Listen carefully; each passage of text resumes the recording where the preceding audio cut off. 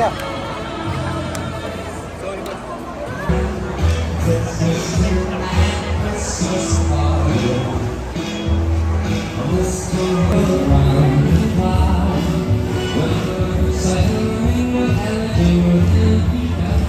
Kapag may ganitong pangyayari, ang una namin iniisip kung paano gagamitin itong mga nahuling mga bagay-bagay nito. Minsan hindi na magpagkain.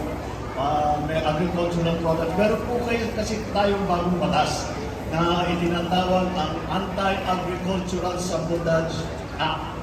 Ibig sabihin na ginagawa natin ang lahat ng pamamaraan upang pababain ang presyo ng pagkain.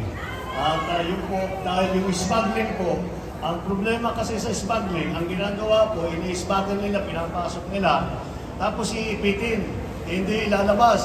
Mag-aantay hanggang tumaas ang presyo. Pag tumaas ang presyo, saka nila pagbibili.